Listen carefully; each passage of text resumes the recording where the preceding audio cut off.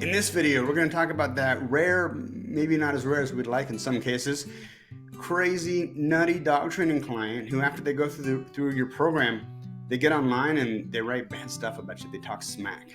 And whether or not a non-disparagement agreement or a non-disparagement clause would make sense to put into your contract to stop that from happening. Stick with me.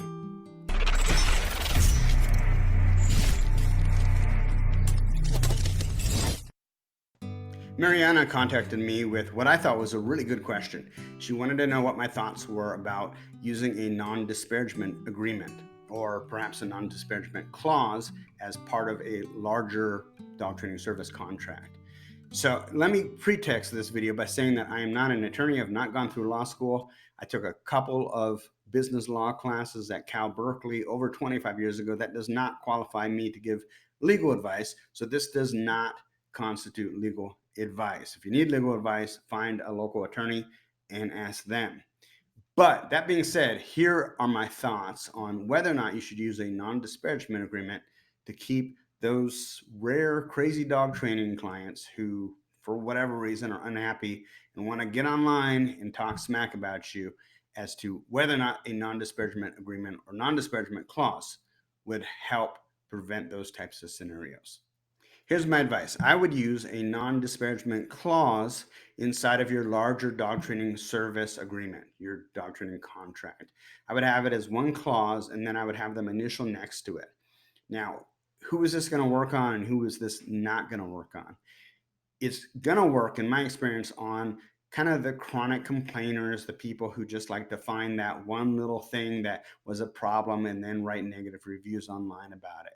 It's going to give them pause. These are people who are chronic complainers, but they're not completely unhinged. They're not totally nuts. Okay, and it's going to give them pause before they get online and write a negative review about you. So I think in that sense, it's worth having.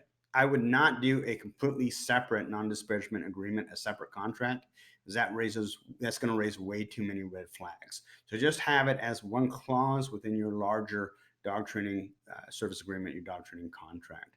And who it's not going to work on, in my experience, the really unhinged, crazy, lunatic, the people that are just a couple sandwiches short of a picnic, to quote George Carlin, the people that are just absolutely nuts. They're going to go out there and they're going to talk smack, and it doesn't really matter what you do. They're going out there and they're writing bad stuff. And that's just a cost of doing business. In my opinion, the best way to combat that is to have so many positive reviews that their negative review just gets buried. So if you have, let's say, 50 positive reviews to one negative review, it's pretty easy for somebody doing research to kind of see that one negative review and kind of write it off as just, a crazy person, especially if you're able to respond to that review in a very professional manner. So that's my advice. I say use it because you are going to get some positive benefit out of having a non-disparagement clause in your larger dog training service agreement, but it is not going to be a complete solution to stopping negative reviews. Hey, if you need to grow your dog training business, if you're tired of lying in bed at night wondering, how do I get more desperate dog owners to call me? And how do I get this dog training business to the next level so that I can get to the point where I'm working on my business rather than working in my business?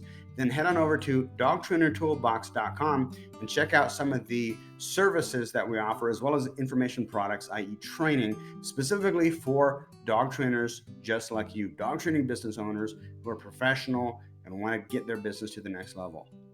Hey, if I don't talk to you, if you don't hear from me, have a great holiday. This is the last day of 2019, and we are looking forward to a magnificent 2020. Talk to you soon, guys.